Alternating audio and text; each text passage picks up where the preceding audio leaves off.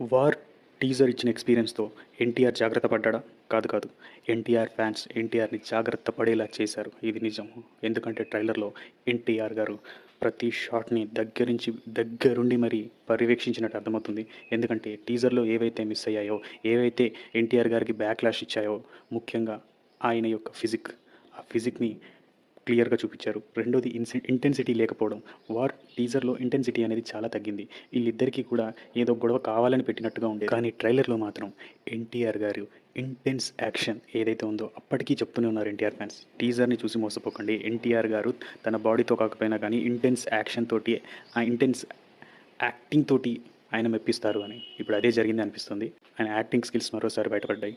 War 2 ట్రైలర్‌లో. మొత్తానికి war 2 trailer ప్రేక్షకుల్ని థియేటర్‌కి రప్పిస్తుందా అంటే అవుననే అంటున్నాయి. ఖచ్చితంగా కూలీ మీద ఒక మార్క్ ఎక్కువ ఉన్నట్టే. ఎన్టీఆర్ గారు హాయిగా పడుకోవచ్చు.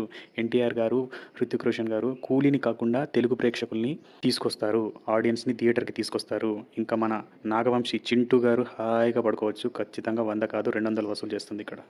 లెక్క 50 కోట్ల పైనుంచే ఉంటుంది డే 1. అలాగే ఎన్టీఆర్ గారి లుక్స్ కూడా హ్యాండ్సమ్‌గా కనబడుతున్నారు. హృతిక్ రోషన్ కంటే కూడా హ్యాండ్సమ్‌గానే కనబడుతున్నారు. ఆ విషయంలో కూడా జాగ్రత్త తీసుకోవడం జరిగింది. ఎన్టీఆర్ ఫ్యాన్స్, మీకు ఎటువంటి ట్రాల్స్ ఈ ట్రైలర్ ద్వారా అయితే మాత్రం ఖచ్చితంగా రావు. సో దానికోసం మీరు ఒక వీడియోకి ఒక లైక్ ఎయ్యండి. అలాగే నా ఛానల్‌ని సబ్స్క్రైబ్ అవ్వండి. ఇలాగే మీకు మీ జెన్యూన్ రివ్యూలు నేను ప్రొవైడ్ చేస్తూ ఉంటాను.